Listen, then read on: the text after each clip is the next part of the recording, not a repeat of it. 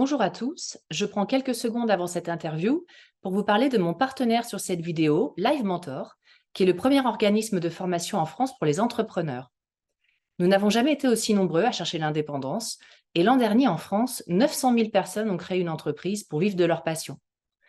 Plus de 20 000 personnes ont déjà été accompagnées par Live Mentor dans leur projet professionnel, que ce soit pour créer une entreprise ou pour gagner en visibilité, en tant qu'indépendant, thérapeute, artiste, coach, etc. Alors, comment ça se passe concrètement? Pendant 3 mois, un mentor expert vous accompagne pas à pas et en plus des cours pratiques, vous accédez à une communauté de plus de 20 000 entrepreneurs pour développer votre réseau. Spécialement pour la communauté de la psychologie pour tous, Live Mentor vous offre une formation gratuite en ligne, 5 cours pour développer son projet dans le secteur du bien-être.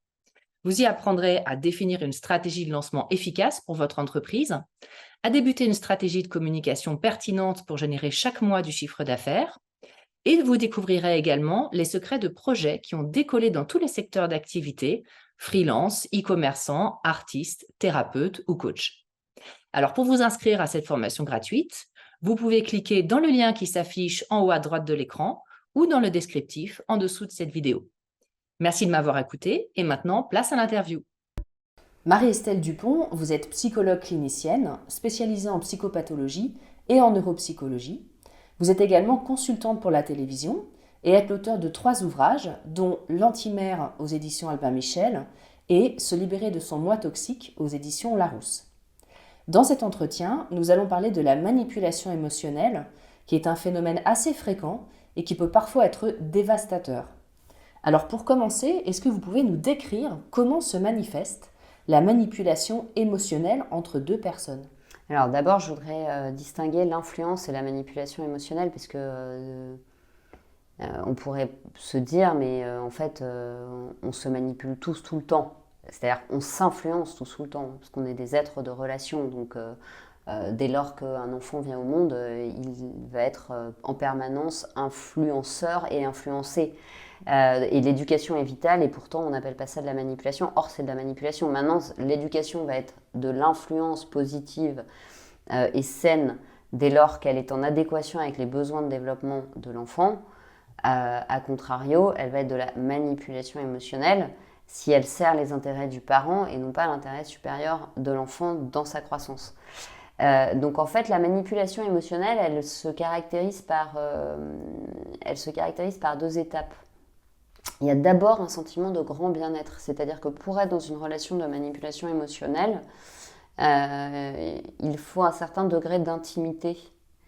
Il faut avoir créé une intimité en fait avec la personne. On ne peut pas manipuler émotionnellement quelqu'un si on n'a pas créé une intimité avec lui ou si on n'a pas réussi à rentrer dans ses peurs.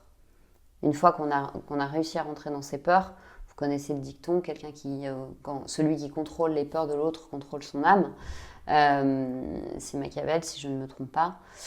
Donc, ça nécessite une période d'attachement où en fait, la personne qui va manipuler l'autre devient très vite très proche, très présente, très disponible. Elle se rend indispensable, elle se rend soutenante, bienveillante. Elle apporte à cette personne qui est vulnérable tout ce dont elle a besoin.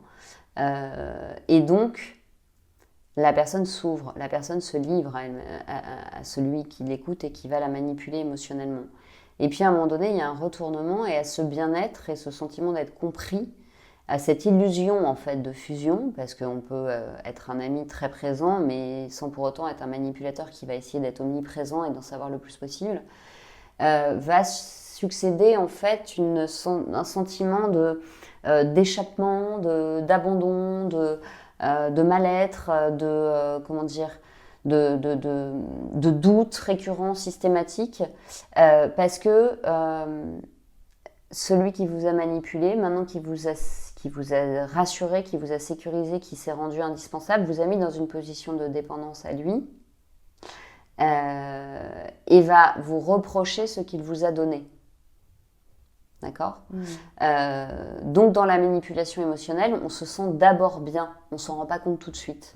C'est par la suite que l'on se sent mal et qu'on comprend en fait que cette aide n'était pas gratuite, et qu'elle nous laisse toujours un goût amer. C'est la mère qui dit « Comment, mais tu ne viens pas boire la petite soupe que je t'ai préparée ?» et qui fait gentiment du chantage, qui fait qu'au lieu que l'enfant se sente invité, attendu, accueilli, il se sent coupable et ingrat s'il dit non. Ça, c'est typiquement de la manipulation émotionnelle. Donc, c'est pas de la perversion narcissique forcément, c'est-à-dire qu'on sera tous dans notre vie à un moment donné manipulés émotionnellement et on sera tous à un moment donné dans notre vie manipulateurs émotionnels parce que on n'ira pas bien et que donc on fera un peu culpabiliser la copine qui rentre chez elle alors qu'on a le cœur brisé et qu'on se serait bien épanché toute la nuit. Ça veut pas dire qu'on est pervers narcissique. Quelle différence y a-t-il entre la manipulation émotionnelle et les pervers narcissiques dont on entend beaucoup parler ? Alors, d'abord, le pervers narcissique ne change pas. Il ne changera pas. Et il est même capable de se trouver des psys qui vont le valider en lui disant « Oui, vous êtes narcissique, mais du moment où vous en êtes conscient, il faut apprendre à vivre avec. » Voilà. Donc, le pervers narcissique, il n'est pas en capacité d'aimer. Et Paul-Claude Racamier disait « Derrière le pervers se cache un psychotique ». C'est-à-dire que c'est pas une maladie mentale, c'est une organisation défensive qui permet à l'individu de ne pas s'effondrer dans un état de confusion, donc dans un état psychotique qui pourrait être la paranoïa, qui pourrait être la schizophrénie, qui pourrait être une mélancolie extrêmement grave. Donc en fait, sa perversité lui permet de se donner l'impression qu'il maîtrise les choses et de rester dans une illusion de toute puissance. Donc il ne peut pas, j'allais dire, le pervers ne peut pas se permettre de changer. Parce qu'en fait, s'il sort de sa perversité, il s'effondre. C'est un mécanisme de défense. Alors, je ne vais pas le résumer comme ça, parce qu'un mécanisme de défense, en général, c'est quand même gentil. D'accord. Là, c'est extrêmement destructeur. Mais donc, il ne peut pas être dans une relation à l'autre. Il n'y a pas d'altérité avec le pervers. Il n'y a pas d'intime, il n'y a que des victimes. Les personnes qui sont proches de lui sont des personnes qui seront broyées. Donc, dans la perversité, l'idée, c'est de maintenir une illusion de toute puissance, quitte à humilier, quitte à isoler, etc., pour échapper à son sentiment d'impuissance et à sa fragilité. Donc, c'est des gens qui vont préférer rompre des relations qui sont des vraies relations, d'égal à égal, plutôt que d'aller bosser sur... Parce qu'à un moment donné, l'autre va leur mettre une limite, va dire « Mais attends, tu te conduis d'une manière déviante, humiliante, perverse », plutôt que d'aller travailler sur eux, parce qu'ils sentent que s'ils vont travailler sur eux, ils vont se casser la figure. Donc, quand vous repérez un pervers, vous partez. C'est tout ce qu'il y a à faire. Vous n'essayez pas de le faire changer, vous ne rentrez pas dans la perversion en ayant le syndrome du sauveur, le machin, le truc, parce que vous allez devenir une victime consentante. Non, vous partez. Dans la manipulation émotionnelle, il y a, quand on n'est pas pervers narcissique, mais qu'on est manipulateur émotionnel, ou qu'on est manipulé émotionnellement, il y a un point commun, c'est que l'on soit du côté du manipulé ou du côté du manipulateur, ça survient quand on ne va pas bien. Quand on va bien, quand on est bien dans sa peau, d'abord, on est assez peu vulnérable à la manipulation parce qu'on est ancré en soi-même et donc on est capable de dire pour moi c'est pas ok, donc c'est pas grave, on fait pas le projet parce que pour moi ça me convient pas. On repère l'abus, la tentative d'abus, on reste aligné avec soi-même, on a confiance en soi, donc là on va bien, donc on se fait pas manipuler. Et comme on va bien, on n'a pas besoin de manipuler. On peut entendre que l'autre dise non, on peut entendre que l'autre soit pas d'accord. Ok, je m'effondre pas, j'ai pas de syndrome d'abandon. Donc, j'essaye pas de t'extorquer un oui alors que tu m'as dit non. Je vais trouver quelqu'un d'autre pour passer la soirée de Noël. Donc, il y a ce point commun, c'est que quand c'est pas une structure perverse, mais que c'est de la manipulation, qu'on subit ou qu'on agit, en général, c'est quand on est dans une période de vulnérabilité et qu'on a besoin de se raccrocher à quelque chose ou que l'autre vient se raccrocher à notre fragilité pour rentrer dans notre blessure et nous utiliser émotionnellement. Donc ça, c'est très important. En fait, les pervers narcissiques, ils sont très instinctifs. C'est-à-dire qu'ils sentent le moment de faille. Donc, le pervers narcissique ne rentrera pas dans votre vie à n'importe quel moment. Il rentrera à un moment où vous êtes vulnérable, où vous êtes seul, où vous êtes fragile, parce qu'il va repérer ce besoin, en fait. Donc, ce n'est pas forcément quelqu'un qui a une bonne intuition. Parce qu'en fait, il a tellement dans l'ego, le pervers narcissique, il est tellement persuadé d'être tout puissant qu'il peut se planter complètement sur les intentions de quelqu'un. C'est pas quelqu'un qui a une bonne intuition parce qu'il est aveuglé par son orgueil. En revanche, c'est quelqu'un d'instinctif. Il sent la faille. Il sent aussi quand vous redevenez plus fort que lui, et là, il s'enfuit en général. C'est un peu, si vous avez confiance en vous, c'est comme de l'ail avec les vampires, ça fera fuir le pervers en fait. La caractéristique du pervers, c'est qu'il est très séduisant dans ses paroles, mais en général, ses paroles et ses actions ne sont pas congruentes. Et puis, il peut utiliser ce qu'on appelle le gaslighting. Je ne sais pas si vous aviez vu ce film avec Ingrid Bergman en 1944, où en fait le mari lui fait croire qu'elle est folle. C'est typique des relations avec des pervers. Ils vont vous dire que c'est vous qui avez un problème, que c'est vous qui êtes dépressif, que c'est vous qui perdez la mémoire. Il y a des gens comme ça qui sont capables de cacher vos clés et puis qui vont vous dire t'as encore perdu tes clés. Bon là c'est évidemment un cas très caricatural, mais le pervers va vous faire penser que c'est vous qui avez un problème. En utilisant évidemment toutes les confidences que vous avez daigné lui faire, en lui accordant votre confiance, en disant bah si tu as un problème, puis c'est logique que tu as un problème, tu vois, parce que tu as été violée quand tu avais 15 ans, donc forcément tu as un problème, tu es traumatisé. Donc il n'y a pas d'honnêteté intellectuelle possible. Il est dans l'exploitation de vos failles. Il peut essayer de vous faire penser que c'est vous qui avez un problème, et puis lui, il prend le masque du sauveur. Et puis il est condescendant. Il va vous dire, mais c'est normal que tu ne comprennes pas, tu n'es pas du tout fait pour ce domaine, donc laisse-moi faire. Alors qu'un conjoint qui est bienveillant, il va vous dire, peut-être c'est normal que tu ne comprennes pas, regarde si tu veux, je vais te montrer, je vais t'aider. Il ne vous dit pas, laisse tomber, de toute façon, sous-entendu, tu es trop bête pour comprendre. Voilà. En général, le pervers est lunatique, il est changeant, il est caractériel, instable, et il alterne avec des mots qui vous glorifient, comme on peut le voir avec des parents pervers, et des mots qui vous rabaissent. Il n'y a jamais de juste milieu, en fait. Il n'y a jamais de normalité. Il n'y a jamais de nuance. Vous êtes sa princesse, mais après, vous êtes un cassos. 2 minutes après, vous êtes un cassos. Ou 2 jours après, vous êtes un cassos. Et puis, la caractéristique de la relation avec le pervers narcissique, c'est que vous aurez l'impression d'être dépendant de lui, alors que pourtant, par le passé, vous n'étiez pas dépendant affectif.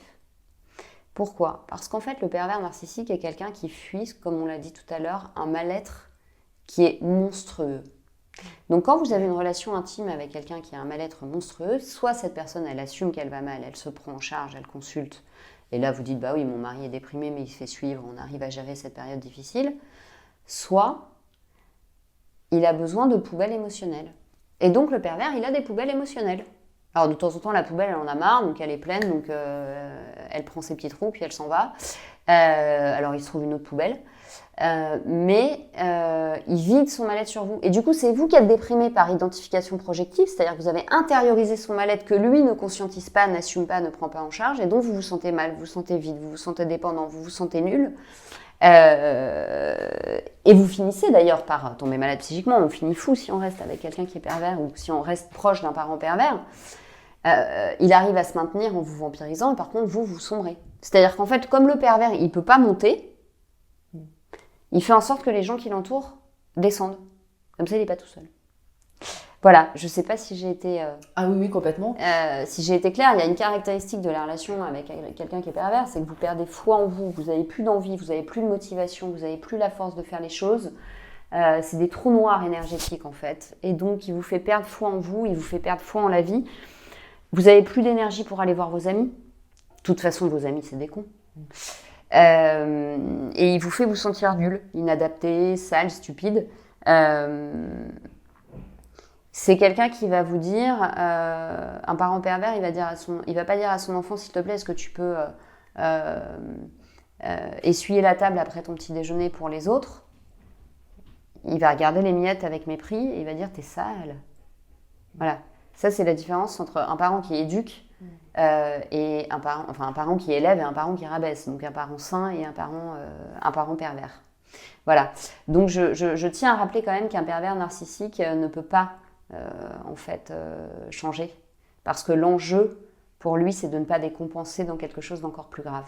Donc, il ne peut avoir un fonctionnement adapté, normal, gagner sa vie, faire semblant d'élever ses enfants, évidemment, parce qu'il ne les élève jamais, que s'il se maintient dans la perversité. C'est pour ça que la seule solution, c'est de se tenir éloigné. Parce qu'en fait, ce qui fait qu'on change quand on est manipulateur émotionnel ponctuel, c'est la douleur de perdre un être aimé. Là, on se dit, j'ai peut-être tiré sur la corde, il faut que je me remette en question.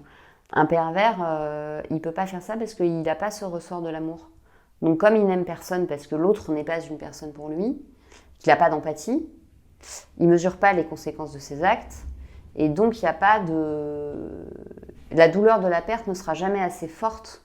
Il changera de victime, mais c'est pas vous qui n'êtes pas aimable, c'est que la douleur de la perte chez lui n'est pas suffisamment forte parce qu'il n'y a pas assez d'attachement, il n'y a pas assez d'empathie pour qu'il puisse en fait changer de mode de fonctionnement.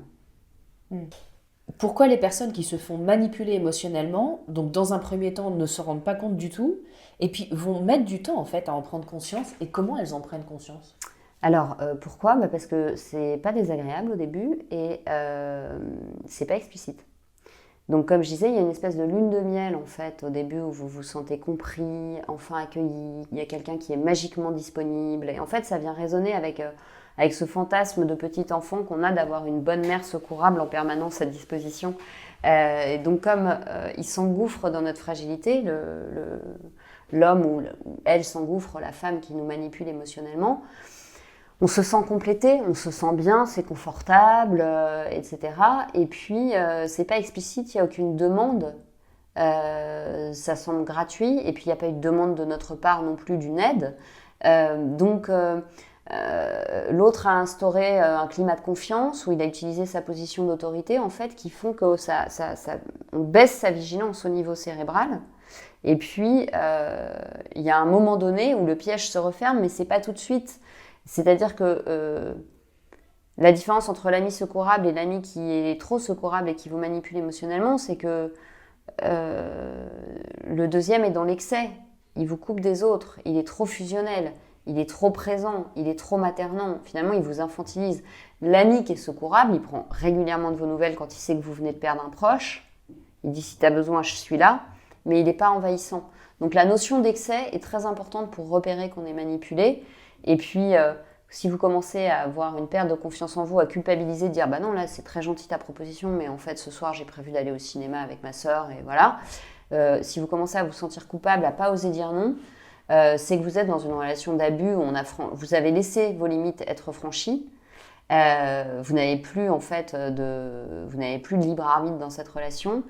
Et là, il faut vous dire, oh là là, je commence à vivre dans le regard de l'autre et donc je suis clairement à côté de mes pompes et j'arrive plus à être droit dans mes bottes et à dire non quand en fait j'ai envie de dire non. Et alors comment on fait si justement...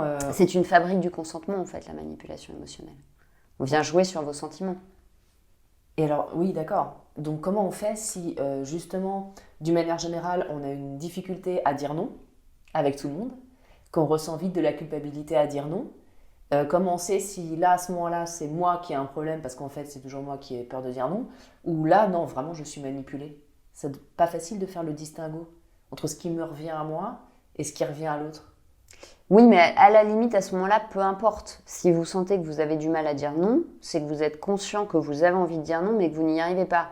Donc le fait que l'autre soit en train d'essayer de vous manipuler ou que ce soit vous qui vous offriez en sacrifice très facilement, peu importe en fait. L'important c'est qu'à ce moment-là, vous restiez sur le point et que vous trouviez une manière de dire non, qui soit pas du rejet, qui soit pas violente, qui soit pas une attaque de l'autre, mais qui soit juste non, je vais rentrer à 22h, je ne passerai pas la nuit chez toi. Point. Et après, vous verrez sa réaction.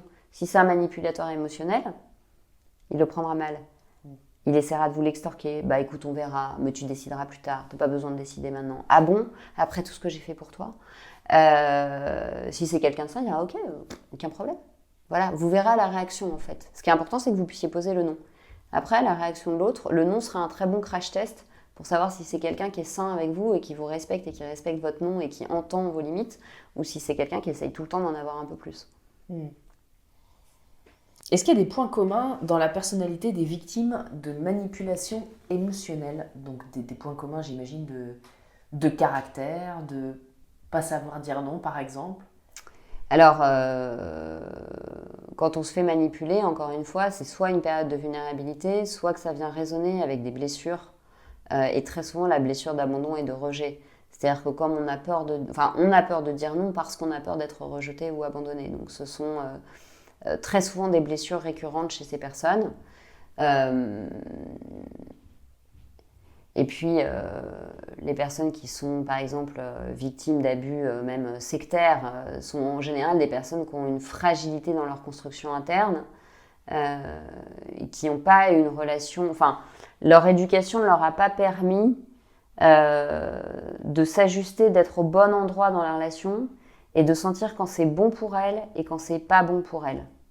Donc, elles vont déléguer à une autre personne le savoir, elles vont mettre quelqu'un dans la position de sachant, un prof de piano, un gourou, un homme politique, à qui elles vont attribuer le pouvoir magique de savoir mieux qu'elles où est la vérité et ce qui est bon pour elles.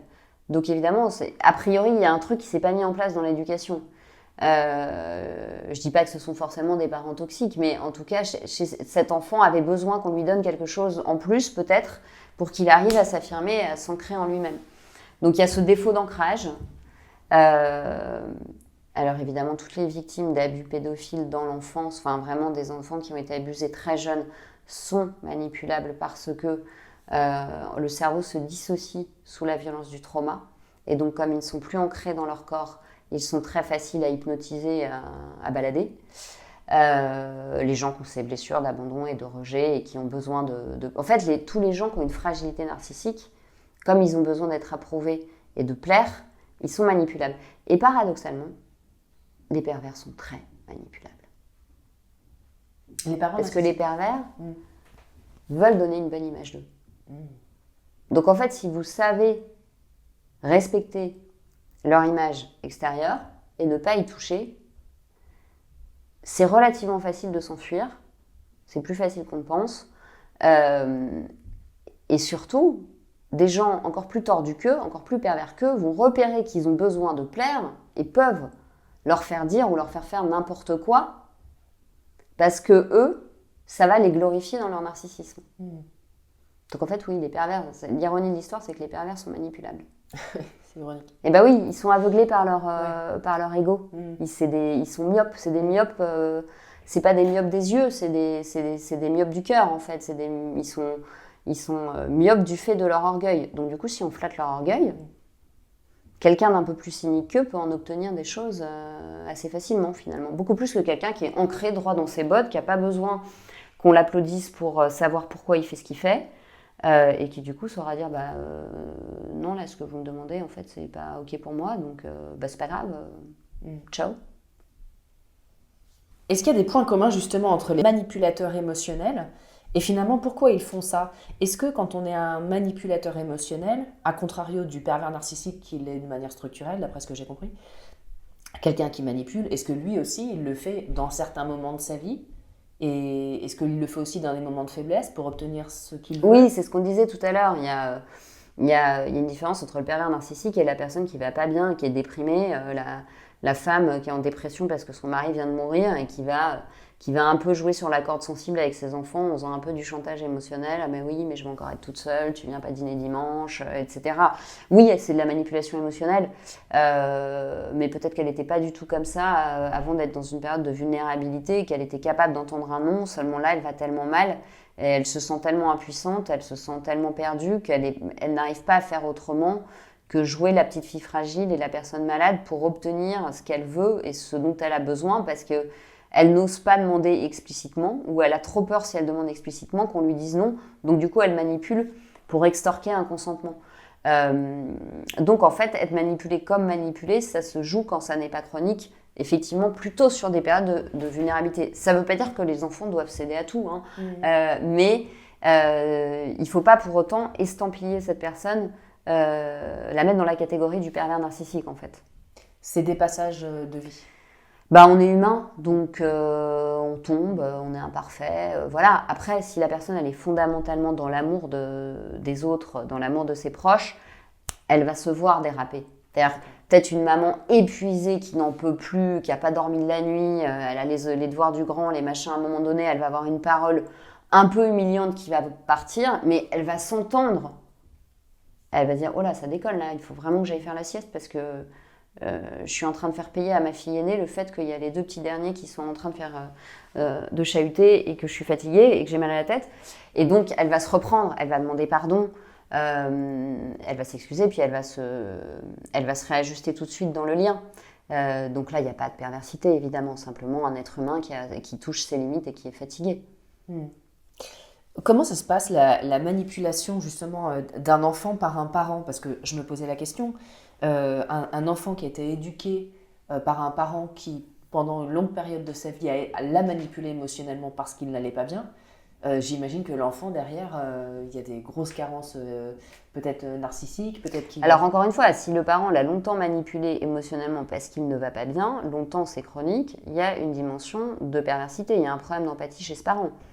Quand on démarre une dépression, on peut manipuler émotionnellement l'enfant au début, mais normalement très vite on se dit je vais mal, donc je vais me faire soigner, je vais me faire accompagner, et mon enfant c'est pas mon souffre-douleur, mon enfant c'est pas mon thérapeute. Si on vide sa dépression sur son enfant pendant 2 ans, à mon sens on est pervers. On peut pas, il y a normalement l'amour, l'attachement, l'empathie pour l'enfant qui font qu'à un moment donné on se dit non, moi je peux m'effondrer, mais mon enfant n'a pas à éponger mon mal-être. Je ne peux pas demander à mon enfant dont je suis responsable de m'éponger. Ça le fait pas, ça. Si vous n'êtes pas pervers, vous le dites à un moment donné. Alors, vous le dites peut-être pas au bout de 2 semaines de burn-out, quand vous êtes arrêté pour harcèlement moral, mais vous le dites quand ça commence à s'installer, justement, quand ça commence à devenir chronique et que de toute façon, si vous n'êtes pas pervers, vous voyez que votre enfant, il va pas bien, il s'inquiète pour vous. Donc là, vous vous dites, c'est pas ok, c'est pas à mon enfant de s'inquiéter pour moi.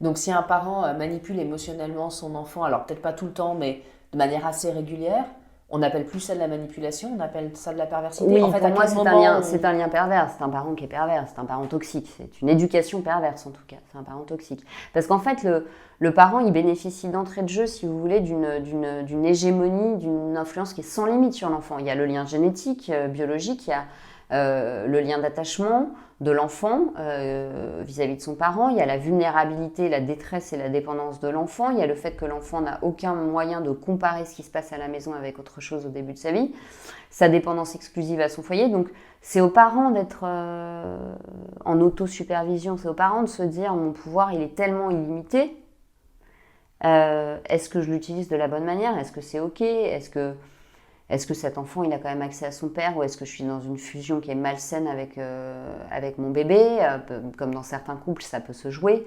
etc., etc. Donc, si vous voulez, les images perçues avant 3 ans, elles façonnent tellement l'enfant qu'il faut vraiment avoir conscience quand on a un enfant qu'on est quasiment tout puissant sur lui au début de sa vie. Et que donc, la manipulation émotionnelle, elle est permanente. Donc, du coup, il faut qu'on la fasse aller du côté de la bonne influence, et pas du côté de la domination et de la peur et de l'utilisation de l'enfant pour combler nos besoins, pour combler notre manque de confiance en nous, pour combler notre manque affectif, pour combler... Voilà, on ne fait pas un enfant pour prouver à ses sœurs qu'on peut avoir autant d'enfants qu'elles. On fait un enfant parce qu'on aime cet enfant avant même qu'il se soit incarné. Donc du coup, quand je reprends ma question finalement, qu'est-ce qui se passe sur de la manipulation émotionnelle sur un enfant sur la suite de sa vie? Finalement, ça peut être juste des petits passages. Donc j'imagine qu'ils n'auront pas vraiment une énorme influence. Par contre, c'est la perversité qui va... Oui, qui va saper en fait la confiance en lui de l'enfant parce qu'il ne sera jamais encouragé. Il sera humilié, il sera baladé, il sera dans des schémas impossibles. Donc s'il abuse de son pouvoir par l'infantilisation, l'humiliation, l'exclusion de l'enfant, les injonctions paradoxales, il va casser en fait chez cet enfant sa possibilité de discerner et d'évaluer les situations. Donc c'est un enfant qui entrera dans l'âge adulte avec énormément de peur et en fait un besoin quasi viscéral de se retrouver quelqu'un qui le manipule parce qu'il est persuadé de ne pas savoir décider par lui-même. C'est ça la dangerosité. Et quelle est la différence, s'il y en a une, entre un pervers et un pervers narcissique? Ah non, j'en fais pas. D'accord, Dans c'est ce la même dont chose. on parle, je n'en fais pas. Je distingue la manipulation émotionnelle ponctuelle du pervers narcissique. Par exemple, chez un pervers narcissique, il y a quelque chose de central, c'est le glissement sémantique. Ils n'emploient jamais les mots dans le sens qu'ils ont. C'est-à-dire que, par exemple, la mère perverse, elle va dire à ses enfants, je me suis sacrifiée pour vous, j'ai arrêté de travailler. Mais en fait, à partir du moment où tu as arrêté de travailler parce que tu as fait le choix d'élever tes enfants, d'abord c'est un choix, tu as simplement assumé tes enfants et le fait que tu souhaitais les éduquer, c'est pas à tes enfants de se sentir coupables de la décision que tu as prise et qui n'est donc pas un sacrifice, puisque tu as choisi de le faire pour eux. Donc ça faisait sens. C'est pas une tragédie grecque. Donc il y a tout le temps des glissements sémantiques. On va dire, ah bah fais un petit effort, alors qu'en gros on est en train de demander à un enfant qui n'a pas dormi de la nuit et qui a eu une gastro de veiller jusqu'à pas d'heure pour rester à table parce qu'il y a oncle machin truc qui est venu vous rendre visite. On est toujours dans... on n'est jamais au bon endroit sur les mots. Vous voyez ? Donc il détourne les mots, il va parler d'amour quand il s'agit d'abus. Un enfant qui a envie de dormir et sa mère le fatigue avec des confidences... elle va lui dire, ah bah tu m'aimes pas? Non mais en fait là t'es en train d'abuser de mon temps de sommeil, maman. Et l'enfant il n'a pas les moyens de dire ça. Il n'a pas les moyens de répondre. Il n'est pas outillé pour. Il va lui dire, oh mais sois gentil, quand en fait il veut le soumettre. T'es pas gentil. Tout ça c'est des glissements sémantiques en fait qui vont rendre l'enfant confus dans sa capacité à discerner si une situation est juste ou pas. Voilà. Si on se pose des questions sur une relation où on est potentiellement manipulé émotionnellement, quelles questions précises on peut se poser? Est-ce qu'il y a des choses qui sont assez caractéristiques? D'abord, il faut vous demander, il faut revenir à juste avant la relation, enfin si c'est pas avec vos parents, mais comment j'étais avant cette relation? Est-ce que j'allais bien? Est-ce que j'allais pas bien parce que je sortais d'une rupture douloureuse ou je venais de perdre mon job ou je venais de perdre ma mère ou je venais d'apprendre que j'avais un cancer. Donc dans quel état j'étais? Est-ce que j'allais bien? Est-ce que j'allais pas bien? À quelle vitesse je lui ai accordé ma confiance? Normalement, la confiance, c'est quelque chose qui se gagne et qui se construit. Ça va pas trop vite. On dit pas tout de suite. Alors quand on n'a pas confiance en soi et qu'on dit effectivement trop tout de suite, on peut faciliter la tâche à l'autre pour nous manipuler émotionnellement. Là, je reviens un peu à ce que vous me disiez tout à l'heure. On lui tend la perche pour rentrer dans une relation qui est toxique avec nous. Il faut vous demander comment vous vous sentez physiquement et psychologiquement, et j'insiste sur les deux, après avoir vu cette personne. Si vous avez l'impression d'avoir le teint gris, une sale tête, vous vous sentez confus, vous avez mal à la tête, c'est bon, là, c'est qu'il y a un truc qui n'est pas ajusté dans le lien. Ça ne veut pas dire que l'autre est un pervers narcissique, mais ça veut dire que la relation telle qu'elle est n'est pas saine. Et puis vous pouvez vous demander, est-ce que moi, si j'étais à sa place, échanger les places, si j'étais à sa place, est-ce que je me conduirais de cette manière? Voilà. C'est des questions qui peuvent être utiles. Et comment on peut sortir de la... Donc, imaginons qu'on fait le constat qu'on est manipulé émotionnellement. Comment on peut en sortir? Parce que c'est souvent un engrenage, effectivement, on va pas bien. Et quelque part, comme vous le disiez... Non, puis après, il y a l'attachement, C'est après, ça. là, il y a la culpabilité. Donc, il y a le sentiment d'ingratitude. Et puis, l'autre va pas se laisser faire. C'est toujours très difficile de rompre une amitié toxique ou de rompre une relation dont on sent qu'elle n'est pas réajustable, elle n'est pas récupérable. Donc, ça demande beaucoup de volonté parce que la perte d'un être cher et d'un lien intime pour un être humain qui est un être d'attachement, c'est toujours difficile. Donc il faut se faire aider éventuellement momentanément par un psychothérapeute. Et puis il faut renourrir les liens sains. Donc il faut vous obliger à recontacter des personnes que vous voyez moins, parce que cette relation vous a beaucoup vampirisé, cette amitié a été très exclusive, donc obligez-vous à faire des choses qui vous font du bien sur le plan relationnel, même si c'est plus léger et moins fusionnel. Obligez-vous à accepter des invitations, obligez-vous à voir du monde pour pouvoir diluer l'impact émotionnel de cette personne qui est en train de vous mettre sous emprise en fait. Et vous verrez que le lendemain d'une bonne soirée avec plein de gens avec qui vous avez parlé, avec qui vous êtes senti bien, vous serez tellement rechargé en vitalité, en confiance en vous, qu'en fait, ce sera beaucoup plus facile de signifier à cette personne que non, vous ne sortez pas avec elle, non, vous ne partez pas en vacances avec elle, voilà. Et dans un lien avec un parent... Faut pas s'enfermer. Ouais. Faut pas s'enfermer dans la vie. Dans un lien avec un parent dont on se rend compte que... je ne sais pas s'il peut y avoir quelque chose d'intermédiaire entre le pervers narcissique qu'il faut absolument fuir et qui n'est pas capable d'amour, comme vous l'expliquez, et la manipulation émotionnelle temporaire. Moi, j'ai l'impression qu'il y a des gens aussi qui, quand même, ont une tendance manipulatrice, mais qui, pour autant, sont capables d'aimer. Mais parce que, alors ça s'appelle juste l'immaturité. D'accord. En fait. Ok. Quand on est immature, oui, on va avoir tendance à faire du chantage, parce qu'on n'est pas capable d'avoir une relation d'adulte à adulte construite où je fais des demandes explicites. Je te fais une demande, je suis capable d'entendre le non. Si je fais une demande, ça veut dire que potentiellement je peux avoir un non. Et si je reçois un non, il faut que j'apprenne à tolérer la frustration. Et ça s'appelle la maturité, en fait. C'est-à-dire qu'un petit enfant, il ne tolère pas la frustration. Quand on lui dit non, il se rebelle. Et puis, très vite, par l'éducation, il s'aperçoit que ce n'est pas destructeur de recevoir un non, qu'au contraire, parfois, un non tombe bien parce que ça l'oblige à aller chercher un autre jeu puisque celui-là n'est pas disponible. Et que du coup, il va vachement s'amuser parce qu'il n'avait pas pensé à faire cet autre jeu. Donc, en fait, c'est juste la maturité ou l'immaturité qui fait qu'on va être plus ou moins souvent dans la manipulation émotionnelle. Donc avec ce genre de personnes qui peuvent être dans des relations par exemple familiales où on ne veut pas couper le lien et pour autant, comme vous dites, quand on sort de 3 heures avec cette personne, on ne se sent pas très bien, il y a quelque chose qui s'est passé. Il faut essayer de replacer la relation sur un niveau en fait, où il n'y a pas d'implicite, où vous explicitez les choses et vous êtes très clair dans votre communication et vous posez le niveau de jeu à un niveau mature d'adulte à adulte en signifiant à l'autre, non mais là arrête de faire l'enfant en fait. Moi, je ne peux pas discuter avec un enfant, donc on arrête tout de suite cette discussion. Je reviendrai quand tu seras calme, mais si tu trépignes dès que je ne suis pas d'accord avec toi, on ne peut pas discuter. Donc, vous replacez à un niveau adulte à adulte en fait. Et puis bon, après, chacun mûrit au rythme où il peut mûrir. Hein, donc, si la personne ne mûrit pas, vous la voyez moins souvent et puis c'est pas grave. Est-ce que vous avez un mot de la fin C'est mieux que d'en arriver à détester son frère ou sa sœur. Vaut mieux le voir moins souvent et voilà, il mûrira quand il mûrira. Est-ce que vous avez un mot de la fin sur ce sujet, la manipulation émotionnelle, pervers narcissique, immaturité ? Je pense que l'intérêt de la psychothérapie, c'est d'avoir un pas de côté et d'avoir un espace où on analyse un peu ce qui se passe et ce qu'on rejoue dans les relations et pourquoi on a du mal à quitter l'emprise.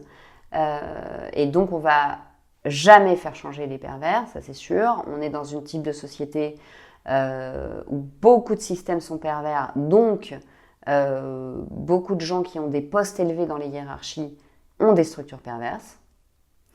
Maintenant, ça ne veut pas dire qu'il n'y a que des pervers narcissiques, fort heureusement. Et plus on va être, nous, OK avec nous-mêmes, et plus on aura travaillé sur nos blessures, moins il y aura de brèches dans lesquelles ils pourront s'engouffrer. Donc en fait, là, la clé, c'est de bosser sur soi parce qu'on ne peut pas changer les autres. C'est un très bon mot de la fin. Merci beaucoup.